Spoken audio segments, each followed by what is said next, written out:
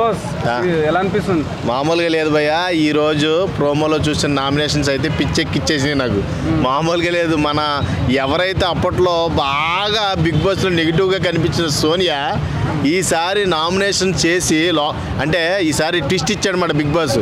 Already eliminate అయిన వాళ్ళతో nominations పెట్టించాడు. నైటే చెప్పాడు ట్విస్ట్ ఉంటుంది, అన్ని ట్విస్ట్ అండ్ టర్న్స్ చాలా ఉంటాయి. ఇంకా ఇది ఇంకా శాంపులే. ఈ 4 వారాలు ఒక్కొక్కరికి దోలు తీరిపోద్ది మాట. ఎవరైనా కొద్దిగా ఆదమరిచి ఉన్నారా బయటికి ఎంటేస్తారు. కాబట్టి చాలా జాగ్రత్తగా ఉండాలి. ఎందుకంటే రాత్రి ఎవిక్షన్ షీల్డ్ వాడలేదు, అంటే వాడారు, అందరూ కూడా సేవ్ అయ్యారు. కాబట్టి ఈసారి నుంచి నీకు ఎవిక్షన్ షీల్డ్ చాలా టఫ్ ఉంటుంది. ఈసారి డబుల్ ఎలిమినేషన్ కూడా అవ్వచ్చు. కాబట్టి జాగ్రత్తగా ఉండాలని ఇదో హింట్. ఎలిమినేట్ అయిన వాళ్ళు 3 వచ్చారు భయ్య. శేఖర్ భాష ప్రోమోలో కనబడింది 3. శేఖర్ భాష, బేబక్క, మన సోనియా.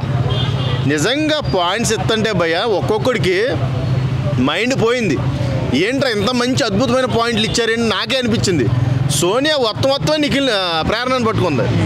నీ మాట తీరికి, నీ భాషకి, నువ్వు చేసే పనులకి ఏమైనా సంబంధం ఉందా అడిగింది. అసలు సమాధానమే లేదు. మధ్యలో అక్కడ గౌతమ్ని అన్మెచ్యూర్ అని నువ్వు ఎలా మాట్లాడతావు, నీకు అసలు మెచ్యూరిటీ ఉందా అని అడిగినప్పుడు ఇక గౌతమ్ కూడా మధ్యలో ఎంటర్ అయిపోవడం. నన్ను కదా నువ్వు అన్నదే, నేను నా పేరు ఎత్తుతున్నావు కాబట్టి నేను డిఫెండ్ చేసుకోవాలి ఖచ్చితంగా అన్నట్టుగా మధ్యలో ఇంకొకరు నామినేట్ చేసింది మన సోనియా. నిఖిల్ ఎంతో ఫేవరెట్, మనోడు, పెద్దోడు అనుకున్న వాడిని నామినేట్ చేస్తుందని నేనైతే ఊహించలేదు భయ్యో. ఇది చాలా పెద్ద గొప్ప ట్విస్టే నిఖిల్ని చేయడం. ఒరే నువ్వు ఏనాడైనారా పాయింట్ పెట్టి నామినేట్ చేసేవారా నువ్వు ఎవరైనా? నీకు అసలు పాయింట్ దొరికిందేంట్రా? మన అచ్చని తెలంగాణ స్లాంగ్లో మంచిగా మాట్లాడింది. నాకైతే బాగా అనిపించింది నిజంగా. అబ్బాబ్బాబ్బా సోనియాని హౌస్లో ఉన్నంతసేపు ఏపుకు తిన్నాను, కానీ బయటికి వెళ్ళి లోపలికి వచ్చే మట్టికి నాకు సోనియాని చూస్తాను అబ్బా ఉంటే బాగుండి అనిపించింది. నిజంగా అంత బాగా అనిపించింది. బేబక్క పృథ్వీని వేసింది డైరెక్ట్. మొత్తమే అన్న మనకు ప్రోమోలో కొంచెం చూపిస్తారు. అక్కడ జరిగిన డిస్కషన్ మొత్తం చూడాలి. ప్రోమోలో అయితే కరెక్ట్గా డైరెక్ట్గా పృథ్వీని వేసింది. పృథ్వీని వేయడమే, పృథ్వీ ఇక ఏడుపు మొహం పెట్టేసి అదిగో నాకు నామినేట్ చేసి నువ్వు ఏడుస్తున్నావు అదిగో కనబడుతుందంటే నేను ఇక్కడ ఏడుస్తున్నాను అంటే నీకు పక్క మనిషి మీద నువ్వు ఎక్కువ అనుకోవడం నా తప్పని నామినేట్ చేసింది. నీకు అసలు ఏమీ తెలియట్లేదంటే నువ్వు ఏడుస్తున్నావు అన్నప్పుడు మనోడు అన్నాడనమాట. బేబక్క అన్నమాట సవాల్ ఇసిరింది. ఇక్కడ అందరిలో ఎవరినైనా సరే నేను ఏడుస్తున్నాను అనిపిస్తే నేను ఎక్కడి నుంచి వెళ్ళిపోతా. నేను నీకు పాయింట్ చెప్తుంటే ఎవరు ఏడుస్తున్నారో నాకు ఇండైరెక్ట్గా అర్థమవుతుంది అని బేబక్క పాయింట్ కంటే నాకు శేఖర్ భాష బాగా నచ్చింది. శేఖర్ భాష అబ్బాబ్బాబ్బా మొత్తమే అనా శేఖర్ అన్న అని అంటే తమ్ముడు పేకడ అర్థమైందా? ఎవడో కూడా మధ్యలో డిస్టర్బ్ చేయొద్దు. మనం ఏదో ఉంటే బయట మాట్లాడుకుందాం. నామినేషన్ పంపారు నన్ను స్పెషల్ గెస్ట్గా. నాకు ఎవడ పాయింట్లు అయితే నచ్చదో వాటిని నేను దించుతా గట్టిగా మేకు అన్నట్టుగా మన శేఖర్ భాష ప్రాసలతో మొదలెట్టాడు నామినేషను.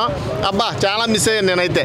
శేఖర్ భాష దోమ అలాంటి ప్రాసలన్నీ కూడా ఇప్పుడు మళ్ళీ 2-3 ప్రాసలు వదిలే వెళ్తాడు నాకు తెలిసినంత వరకు. ఈ నామినేషన్లో చూడాలి. ఖచ్చితంగా ప్రేరణనే మళ్ళీ ట్రిగ్గర్ చేశాడు. మళ్ళీ ప్రేరణకి నెగిటివిటీ ఉందే అని చెప్పడానికి వీళ్ళని తీసుకొచ్చాడని బిగ్ బాస్ నాకు అనిపిస్తుంది అయ్యా. నేను మొత్తుకుంటున్నా కానీ ఎవడంట్లో నా మాట నేను చెప్తున్నా. ఫ్లిప్పింగ్ వర్డ్స్ యష్మి బాగా మాట్లాడదు, పృథ్వీకి మాట్లాడతాం రాదు, ప్రేరణ ఫ్లిప్పింగ్ వర్డ్స్, నిఖిల్ కొంచెం ఫేక్ అంటే మాస్క్ గేమ్ ఆడుతున్నాడు వీళ్ళ వల్ల. అంటే దీన్ని బట్టి ఏమైపోయిందంటే మొత్తం కూడా వీళ్ళ గ్రూప్ గేమ్ ఆడుతున్నారని శేఖర్ భాష బల్లగుద్ది చెప్పాడు. వీళ్ళందరూ కూడా ఆడేది గ్రూప్ గేము, ఎవరు కూడా ఇండివిజువల్గా ఆడట్లేదు. లేకపోతే నిఖిల్ వచ్చి ఎవరి పాయింట్ మీద ఎవరిని నామినేట్ చేసావు అని సోనియా అడిగింది. దానికి సమాధానం లేదు. అక్కడ చిన్న ఫైర్ కూడా అయింది. నీకు అంతా నా మీద లేనప్పుడు నాతో ఎందుకు మాట్లాడుతున్నావు, నువ్వు డామినేట్ తీసుకొని అరుతుంది యష్మి. నువ్వు ఎంత అరిచినా కానమ్మా ఈ కాడి నుంచి ఇండివిజువల్ గేమ్ ఆడతారు. ఆల్రెడీ వాళ్ళ అమ్మగారు కూడా చెప్పారు మొన్న, నువ్వు వైతోనూ పీతోనూ జాగ్రత్తగా ఉండు లేకపోతే నిన్ను మొత్తం మట్టిలో కలిపేస్తారు ఇద్దరు అని చెప్పాడు ఆల్రెడీ. వాళ్ళ అమ్మగారు వచ్చినప్పుడే ఇంటి ఇచ్చింది అడిగి. ఫ్యామిలీస్ వచ్చినాయి కదా, ఎవరు ఫ్యామిలీ ఎంట్రీ మీకు ఎమోషనల్గా కనెక్ట్ అయింది? నాకైతే నిఖిల్ ఫ్యామిలీ, నబీల్ ఫ్యామిలీ వాళ్ళ యాటిట్యూడ్స్ని బట్టి వాళ్ళ పేరెంట్స్ చెప్పిన పాయింట్స్ నాకు బాగా నచ్చినాయి. ఇంకోటి ఏంటంటే జాగ్రత్తగా ఉండమ్మా అని యష్మి వాళ్ళ నాన్న చెప్పింది కూడా నాకు బాగా నచ్చింది. అందరిని క్షమాపణ అడిగాడు కూడా. మా అమ్మాయి వల్ల ఎవరైనా హట్ అయి ఉంటే నన్ను క్షమించండి అని. అంత పెద్ద మనిషి రియలైజ్ అయ్యాడంటే నీ మైండ్కి అర్థం అట్లా, నీ పిచ్చి బుర్రకు అర్థం అవ్వాల. నువ్వు ఇంకా ఇదే ప్రవర్తనలో ఉంటే ఖచ్చితంగా నువ్వుైతే టాప్ 5కి వెళ్ళే అవకాశమే లేదు. హౌస్లో కూడా లవ్ స్టోరీలు మళ్ళీ పంచుకున్నారు కదా, ఎవరు లవ్ స్టోరీ బెటర్ అని? లవ్ స్టోరీల్లో నాకు అందరికన్నా బాగా నచ్చింది మళ్ళీ నిఖిలే. ఎందుకంటే వాడు పాపం ఈ కన్నేమో 6- ఈ కన్నేమో 7- సైట్ ఉన్న అమ్మాయిని లవ్ చేశాడు. అంటే ప్రేమకేనో ఈ ఐసైట్కి సంబంధం లేదు, కాకపోతే సైట్ కొట్టడం మటుకు ఆ అమ్మాయిని కొట్టాడని క్లియర్గా చెప్పాడు. ఆ అమ్మాయితో నాకు బ్రేకప్స్ వచ్చినాయి, నేను విడిపోయాం ఇక్కడికి వచ్చే ముందే, కానీ నేను ఉండగలనే అనుకున్నాను కానీ ఉండలేకపోతున్నాను. మళ్ళీ నేను వెళ్ళగానే ఈ బిగ్ బాస్ హౌస్లోంచి ఆ అమ్మాయి దగ్గరికి వెళ్ళి కాళ్ళ మీద పడతా, కొడితే పడతా, తిడితే తిట్టించుకుంటా అన్నట్టుగా మనోడు మాట్లాడుతాం. ఆయన లవ్ స్టోరీ నాకు కనెక్టబుల్గా ఉంది. అందరూ కూడా బ్రేకప్లు అయిపోయినాయి కానీ మనోడు ఇంకా బ్రేకప్ అవ్వాలా, still running. Nabeel eviction pass అవినాష్ని సేవ్ చేయడం ఎలా అనిపించింది? ఎక్సలెంట్ షేరాడు, మామూలు షేర్ కాదు. ఇప్పుడు బిగ్ బాస్ 8కి నబీల్ నెంబర్ 1 షేరు. అలాంటి షేర్తో ఆడతాం అంటే అంత ఆసమసి కాదయ్యా. ఇప్పుడు నబీల్ నిన్న చేసిన ఎవిక్షన్ షీల్డ్ నిజంగా కరెక్ట్ పర్సన్కి వాడాడు, ఇద్దరిని సేవ్ చేసాడు. అలా గనక వాడకుండా ఉన్నట్టయితే ఒకరు ఎలిమినేట్ అయ్యేవాళ్ళు, ఒకరు ఎవిక్ట్ అయ్యేవాళ్ళు, బయటకు వచ్చేవాళ్ళు. అవినాష్ ఎలిమినేట్ అయ్యేవాడు ఖచ్చితంగా అవినాష్కి వాడకపోతే. అవినాష్కి వాడి అతను కూడా ప్రజలు సేవ్ చేశారు కాబట్టి ఇద్దరిని లోపల లాగేశాడు నాగార్జున. నిజంగా నాగార్జున హోస్టింగ్ నిజంగా కింగ్ అబ్బా, రియల్ కింగ్, నెంబర్ 1 పర్ఫెక్ట్. నిన్న ఎపిసోడ్లో బాద్షా అలాగా అనిపించాడు నాకైతే నాగార్జున గారు, సూపర్. నిన్న ఎపిసోడ్ పీక్స్ నాకు బాగా అనిపించింది. ఎక్స్పెషల్లీ నబీల్ మీద అందరి కన్ను పడుద్ది, ప్రేక్షకులందరి కన్ను నబీల్ మీద ఉంటుంది. వరంగల్ పోరాడు పట్టుకుపోయే అవకాశం ఉంది ఈసారి. బిగ్ బాస్ 8లో ఖచ్చితంగా ఆల్ మార్క్ అయితే పెడతాడో, ఈసారి కొడతాడో, కప్పు కూడా పట్టుకుపోతాడు. నిజంగా చెప్తున్నా. ఇది ఎందుకు అంటున్నాను అంటే కన్నడ ఒక యూట్యూబరు ఆల్రెడీ మన వాళ్ళు తెలుగులో బిగ్ బాస్లో ఆడుతున్నారు, వాళ్ళని ఏమైనా సరే మనం పాయింట్అవుట్ చేసి మన వాళ్ళని కాపాడుకుందాం, వాళ్ళతో మనకు పని లేదు. దీనివల్ల ఏమన్నా అటు ఇటు ప్రాంతీయ అభిమానాలతో మన తెలుగు వాళ్ళ కోటికి ఎక్కువ పెరిగే అవకాశం ఉందంటారా?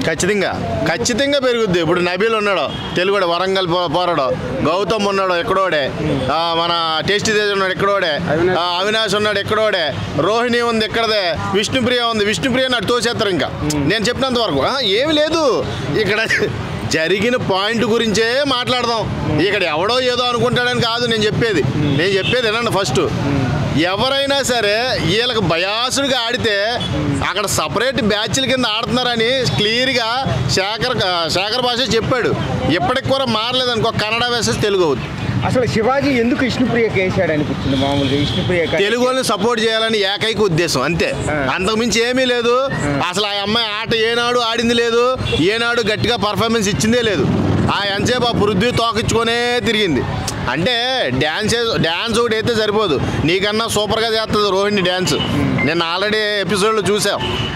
అంటే వాళ్ళ చూసుకోవచ్చు ఆల్రెడీ ఈ ఒక పృథ్వీ వాళ్ళ సిస్టర్ కానీ వాళ్ళ బ్రదర్ కానీ వచ్చినప్పుడు కూడా ఆల్రెడీ పెళ్లి సంబంధాలు చూస్తున్నారని నాగార్జున కూడా ఇంటికి ఇచ్చినప్పుడు ఆ విష్ణుప్రియ ముఖంలో అయింది. అంటే నీకు ఏ వచ్చి ఎప్పుడు బి మీద వాలాలనే చూస్తుంది కానీ బీకి మట్టికి ఎప్పుడు వదిలిచ్చేసుకోవాలనే చూస్తున్నాడు. అర్థమైందా? ఏ అంటేనేమో విష్ణుప్రియ, బి అంటేనేమో పృథ్వీ. ఈ ఏ వచ్చి అంతసేపు బతుకుందామనే చూస్తుంది ఐస్కాంతం లాగా. ఈడు మట్టికి అంతసేపు విడిపోయి నాకు వద్దు బాబు అని ఎఫెక్షన్ అన్నాడు. దాన్ని బట్టి మీరు అర్థం చేసుకోవాలి. అక్కడ వన్ సైడ్ లవ్ అది. అంటే ప్యూర్గా అక్కడ ఏం కనబట్టలేదు. ఏదో వాడికి నచ్చినప్పుడు హగ్ చేసుకున్నాడో, నచ్చినట్టు మాట్లాడుతున్నాడో, అంతేగాని అంతవరకే ఉంది. కానీ ఓపెన్ అప్ ఎవరు అవ్వట్లా. అక్కడంతా తొండాట ఆడుతున్నారన్నమాట. అది పెద్ద లవ్ స్టోరీ కూడా మనం కన్సిడర్గా చేయలేం. విష్ణుప్రియ వాళ్ళ నాన్న కూడా వచ్చినప్పుడు చెప్పాడు అది తప్పు, అది అట్లా చేయగా నెగిటివ్. వాళ్ళ నాన్న మాట ఎందా చెప్పు, వినదు. ఆ అమ్మాయి ఆల్రెడీ పీకలోతు ప్రేమలో ఉన్నట్టు ఉంది లోపల. అర్థమైందా? నాకు పృథ్వీ తప్పితే, పృథ్వీ ఎలిమినేట్ చేసినా పర్లేదు, నన్ను నేను బయటికి వెళ్ళిపోయినా పర్లా, పృథ్వీని మటుకు వదలను అన్నట్టుగానే ఉంది. ఓన్లీ మీ పర్సనల్ ఒపీనియన్స్ ఉండొచ్చు మీకు, కానీ ఒక వయసుకు వచ్చారు కాబట్టి మిమ్మల్ని వయసు కాటేస్తుంది ఈ టైంలో. కాబట్టి మీ పర్సనల్ ఫీలింగ్స్ మీకు ఉండొచ్చు, నేను కాదన్నట్లా. కాకపోతే గేమ్ ఏది, గేమ్ను పడుకోబెడుతున్నావు. నువ్వు మటుకి యాక్టివ్గా పృథ్వీతో ఉంటున్నావు. అర్థమైందా? గేమ్ను పడుకోబెట్టేస్తున్నావు. నీ దగ్గర ఉన్న ఫిజికల్ స్ట్రెంత్కి నిజంగా ఎలా ఆడొచ్చు అంటే నువ్వు గేమ్ నెంబర్ 1గా ఆడొచ్చు. నిజంగా చెప్తున్నా, ఐ అప్రిషియేట్ దట్.